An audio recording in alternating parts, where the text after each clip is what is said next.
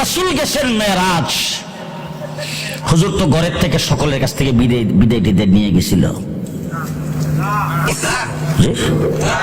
কাউকে বলে গেছে? আল্লাহ। হুজুর বলেন দরজাটা যে খুলে গেছিলাম ওই জিনজিলটা আমি আইসা দেখি জিনজিলটা লড়তেই আছে, দরজা লাগাই বড় মানুষ নেই, কাউকে বইলা যায় নাই। তো হুজুর আকরাম সাল্লাল্লাহু আলাইহি ওয়াসাল্লাম একা একা চলে গেছেন। হুজুর জিবরাইল আমিন হুজুরকে নিয়ে গেছে, কাউকে বইলা যায় নাই, কাউকে জানায় যায় নাই, দুনিয়ার কোনো মানুষ জানে না রে। এমন ঘুমাইছে, ওরে বাবা, ঘুম পাতাইছে কেডা?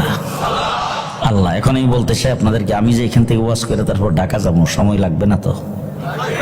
সময় লাগবে না তো? আপনার যদি চিটাগাং যান সময় লাগে না তো? রাসূল সাল্লাল্লাহু আলাইহি ওয়াসাল্লাম মক্কা থেকে উঠছে, উঠে বুরাকের মধ্যে শোয়া রইছে, বুরাক বাইতুল মুকাদ্দাস গেছে, ওখানে যাইতে পথে 4 বার নামছে, 4 বার বিরতি দিছে।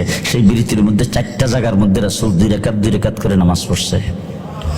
এরপরে বাইতুল মুকাদ্দাস গেছে, সেখানে যাই বুরাকটার বাহিরে বাঁধছে, বাঁধলে তারপর রাসূলকে মসজিদের ভিতরে নিয়ে গেছে, হুজুরকে ইমামতির জায়গায় খাড়া করছে, খাড়া করাইবার পরে হুজুর 2 রাকাত নামাজ পড়ছে। এটা বোধহয় আমরা মসজিদের ইমাম সাহেবের নামাজ। কার নামাজ? রাহমাতুল লিল আলামিন ইমাম আর মুক্তাদি জি হযরত আদম আলাইহিস সালাম মুক্তাদি, ইব্রাহিম খলিল মুক্তাদি। সুবহানাল্লাহ কয় না? 1,24,000 পয়গম্বর মুক্তাদি আর রাহমাতুল লিল আলামিন ইমাম। এটা বোধহয় আপনাদের ফজরের নামাজের মতোই। কেমন নামাজ? রাসূল রাহমাতুল লিল আলামিন ইমাম, 1,24,000 পয়গম্বর হইলেন মুক্তাদি। ওই জায়গার মধ্যে রাসূল ইমামতি করে 2 রাকাত নামাজ আদায় করেছেন। নামাজের পরে হযরত আদম আলাইহিস সালাম উঠে দাঁড়াইছে, দাঁড়ায়া নিজের সন্তানকে সাদর সম্ভাষণ জানাইছে। হযরত নূহ আলাইহিস সালাম দাঁড়াইছে, দাঁড়ায়া তারপরে বক্তৃতা দিয়েছেন। হযরত ইব্রাহিম আলাইহিস সালাম দাঁড়াইছে, দাঁড়ায়া বক্তৃতা দিয়েছে। 1,24,000 পয়গম্বরের মধ্যে রাসূল যারা ছিলেন তার একের পর এক বক্তৃতা দিয়া রাসূলকে স্বাগতম জানাইয়া এরপর জিবরাইল আমিন এসে কিছু হুজুর সময় লম্বা হয়ে যাচ্ছে, তাড়াতাড়ি যাইতে হবে, অনেক দূর, অনেক লম্বা পথ। হযরত জিবরাইল আমিন রাসূল সাল্লাল্লাহু আলাইহি সাল্লামকে নিয়ে তারপরে রওনা হইছে। প্রথম আসমানে গেছে, যাওয়ার পরে দেখেন দরজা বন্ধ। জিবরাইল আমিন আওয়াজ দিছে, ভিতর থেকে জিজ্ঞেস করেছেন কে? বলে আমি জিবরাইল। বলে তোমার সাথে কে? বলে রাহমাতুল লিল আলামিন। বলে ওনারে কেন নিয়ে আসছো? বলে আল্লাহ পাক দাওয়াত দিছে। বলে আল্লাহর অনুমতি আছে? বলে হ। এরপরে দরজা খুলছে, ভিতরে গেছে, হযরত আদম আলাইহিস সালাম রে খাড়া দেখছে, তার সঙ্গে সালাম মুসাফা হইছে।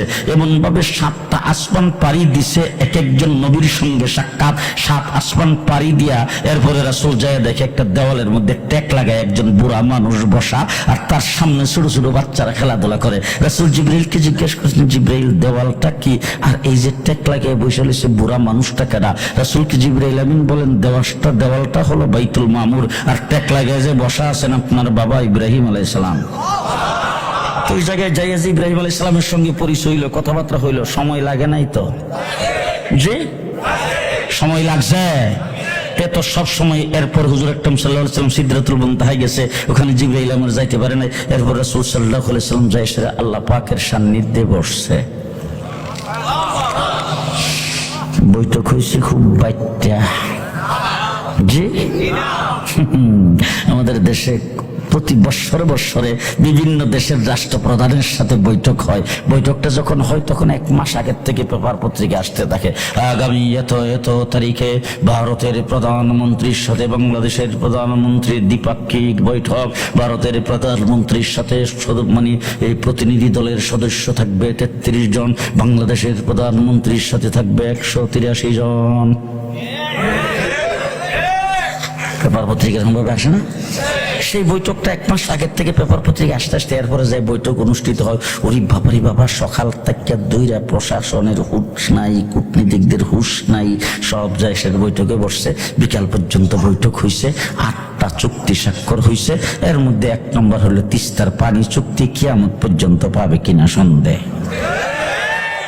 আল্লাহ রাসূল যখন বসছেন 2 জন, একজন রাহমাতুল লিল আলামিন আর একজন রাব্বুল আলামিন, বৈঠকে বসছে আল্লাহ পাকের আরশে। কোন জায়গায়? আহা, আল্লাহ পাকের আরশে বসছে। ওই জায়গার মধ্যে যাওয়ার পরে রাসূল সাল্লাল্লাহু আলাইহি ওয়াসাল্লামকে আল্লাহ তাবারক ওয়া তাআলা হুজুরকে জিজ্ঞেস করছেন, হুজুর কি নিয়ে আসছেন আমার জন্য? রাসূল বলছেন, আত্তাহিয়াত লিল্লাহি ওয়াস সালাওয়াত ওয়াত তাইয়্যিবাত। আল্লাহ পাক রব্বুল আলামিনের দরবারে রাসূল তিনটা তোহফা পেশ করছে। আল্লাহ রব্বুল আলামিন ডাক দেয়, আসসালামু আলাইকা আইয়ুহান নাবিয়্যু ওয়া রাহমাতুল্লাহি ওয়া বারাকাতু। রাসূল সাল্লাল্লাহু আলাইহি ওয়াসাল্লাম কো, ওরে সর্বনাশ, আল্লাহ পাকের সালাম আরশের মধ্যে আসার পরে আল্লাহ সরাসরি আমাকে দিতেছে।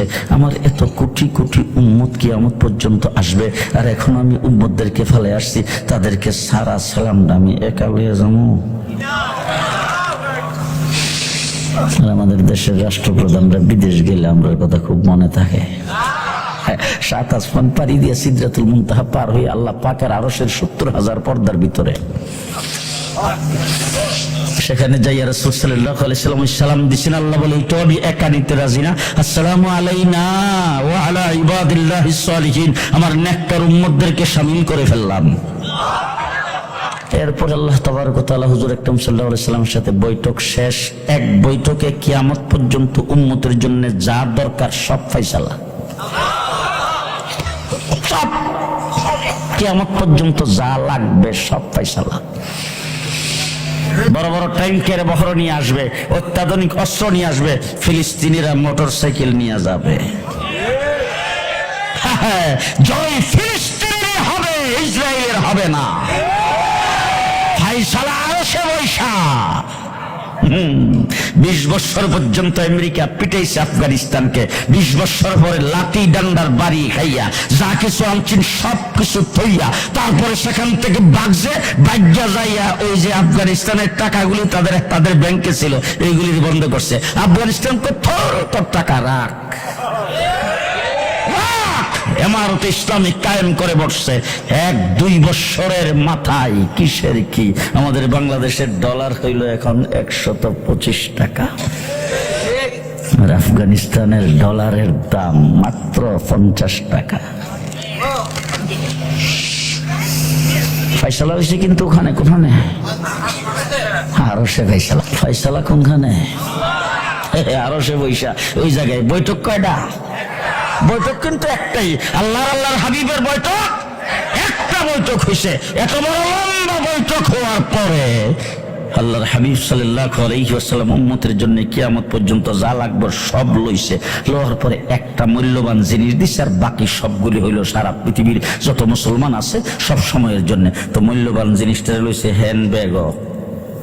ঘুমাইছে যে আপনাদের দেশের, আপনাদের এলাকার লোকজন যে বিদেশ থাকে, ওরা দেখেন বিদেশ থেকে যখন 2-3 বছর পরে আসে আর কি, আসার সময় লইছে 2টা কম্বল, এরপর লইছে একটা টেলিভিশন, তারপরে জামা কাপড় ইত্যাদি অনেক কিছু। তো ওই যে গেলাম হজ করতে যাই, সেটা এক বাসার মধ্যে খাইতে বসছি, দেখি যে পাশে একটা লাগেজের মধ্যে কি জানতাম, বললাম যে লাগেজটাকে যে রেডি, ঘটনা কি দেশে যাওয়ার হুজুর বছর দিন পরে যাবো, তো এই জন্য এখন ওই যে রাস্তাঘাটে হাঁটলে বিভিন্ন জায়গায় গেলে সামনে দেখলে কোনো কিছু কিনার মনে চাই হিডিও কিনা লাগেজে রাখি। এইভাবে সবকিছু যখন নিয়ে যখন বিদেশ থেকে যখন আসে, তখন আসার সময় বিয়ে করে গেছিল আর কি। তো বিয়ে করে গেছে, বছর অনেক পরে খবর পাইছে একটা মেয়ে হয়েছে। তো মেয়েরে দেখছে না, তো মেয়ের বয়স প্রায় 2.5 বছর 2 বছর।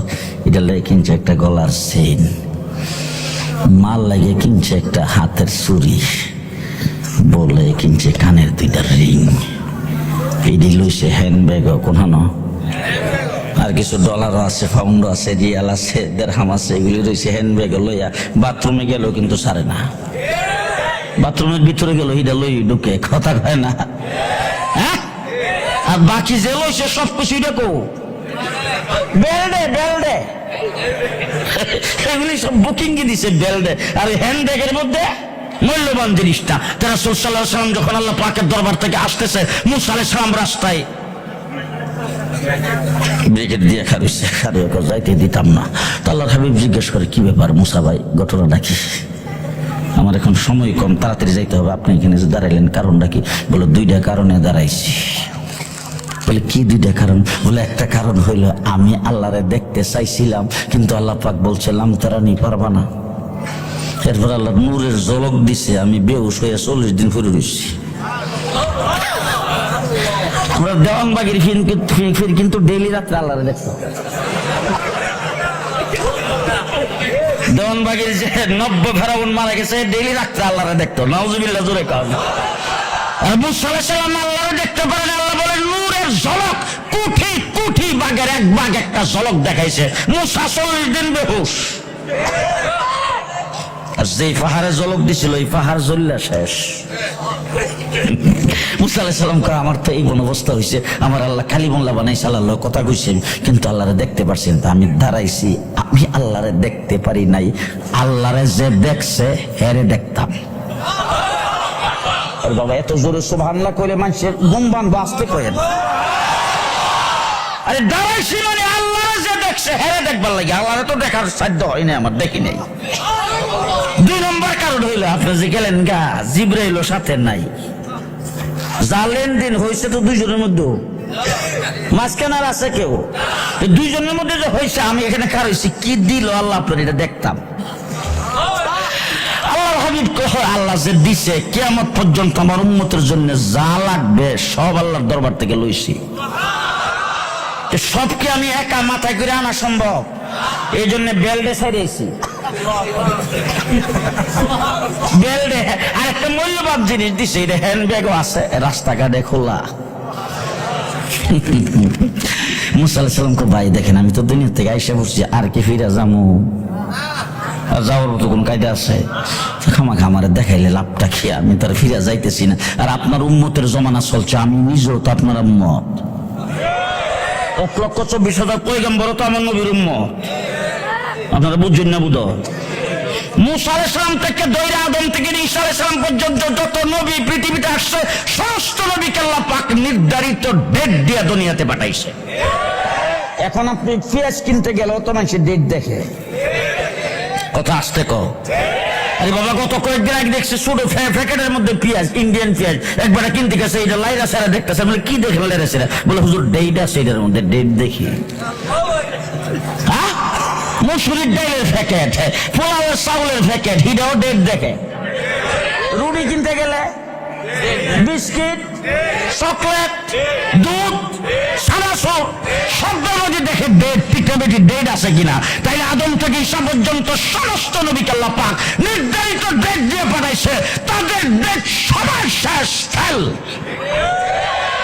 কোন নবীর ডেট নাই, সব নবীর ডেট ফেল। আমার নবী মুহাম্মদুর রাসূলুল্লাহ সাল্লাল্লাহু আলাইহি ওয়াসাল্লামকে আল্লাহ পাক পাঠাইছে আনলিমিটেড ডেট, নির্ধারিত কোন ডেট নাই। আমার আল্লাহ পাক বলছেন আমি রাব্বুল আলামিন, আপনি রাহমাতুল লিল আলামিন। আমি আমার আল্লাহগিরি যতদিন, আপনার নবুয়তি ততদিন। ওই যারা ভিআইপি খার রয়েছে এরা সুবহানাল্লাহ একজনও কয় না। আমার আল্লাহর আল্লাহগিরি যতদিন, আপনার নবীর নবুয়তি ততদিন, আনলিমিটেড। তাহলে আমি মুসা আলাইহিস সালাম তো ডেট ফেল, আমি তো যাবো না পৃথিবীতে। আপনি কি আনছেন? দীক্ষা মনটারে একটু জোরাইতাম। রাসূল সাল্লাল্লাহু আলাইহি ওয়াসাল্লাম খুললে দেখাইছেন নামাজ 50 ওয়াক্ত। কয় ওয়াক্ত? এখন যদি 50 ওয়াক্ত নামাজ থাকতো, বিয়ে শাদী করতে পারতেন তো?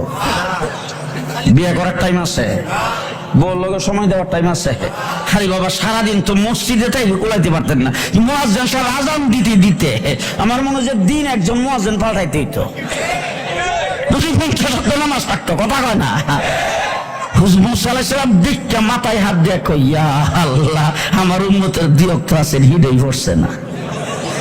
আর আপনার উম্মত 50 ওয়াক্ত পড়বো, এরা ইলেকশন যাইব কো? এরা যখন ইলেকশন হইব, ইলেকশন করবো কেন? 50 ওয়াক্ত নামাজ পড়বে, ইলেকশন যাইব কই? এই কথা যখন মুসা আলাইহিস সালাম কইছে, আল্লাহর হাবিব তো একবারে ব্যাক করলে, কইছে এখন তো আমি লইছি, আল্লাহ দিছে, আমি আল্লাহ লই কিছু কইছি না, যা দিছে তা ওই। হযরত মুসা আলাইহিস সালাম বলেন আপনি আবার আল্লাহর কাছে যান। আল্লাহর হাবিব বলে কেমনে যাবো? করি কোন কি আপনি? আপনার দরবারে যাওয়ার যে রাস্তাটা, এটা আল্লাহ আপনার জন্যই বানাইছে, আপনার জন্য সব সময়ের জন্য পারমিশন। তার কারণ হইল আল্লাহ যে আরশে আছে, সে আরশেরও আপনি নবী, আল্লাহর আরশের আপনি নবী, আপনি যাইতে পারবেন। মুসা আলাইহিস সালামের কথা শুনে আমার রাসূল সাল্লাল্লাহু আলাইহি সাল্লাম 9 বার গেছে। কয়বার? 5 ওয়াক্ত কমে আইয়ে আবার মুসা আলাইহিস সালাম কো আবার যা, আবার কো আবার যা, এইভাবে গেছে কয়বার? 9 বার। সময় লাগে নাই তো? লাগছে? লাগছে সময়? যে কথাটা বুঝাইবার জন্য আমি এতক্ষণ আপনাদের সামনে কথা বললাম, এত বড় লম্বা টাইমটা যে লাগলো, সেই টাইমের ভিতরে পৃথিবীর যারা গুণে ছিল আল্লাহ বলছেন সবই গোয়া থাক, একটা উঠবে না। চন্দ্র সূর্যকে ডাক দিয়ে বলছেন যেখানে আসত পরবর্তী নির্দেশ দেওয়ার আগ পর্যন্ত জাগাত থেকে লড়বেন না। গোটা পৃথিবীর যত চলমান বস্তু, মানুষের হাতে পায়ের নখ, মানুষের মাথার চুল, শরীরের পশম যতগুলি বাড়ে, সবকিছু আল্লাহ পাক বলছেন স্টপ। আমার দরবারে আসছে, ফিরা মক্কায় যাওয়ার আগে সব জায়গায় দাঁড়িয়ে থাকবা। ঘুমটা তো ফাটাইছে আল্লাহ, কেমন ঘুম কারো খবর নাই। রাসূল মেরাজের রাত্রিতে হুজুর আকরাম সাল্লাল্লাহু আলাইহি সাল্লামকে আল্লাহ জিবরাইলকে ডাক দেখো, জিবরাইল জান্নাতটা একটু দেখাও। জিবরাইলের জান্নাত ঘুরে ঘুরে দেখাইতেছে, রাসূল দেখে হুজুরের আগে আগে কেডা হাঁটে।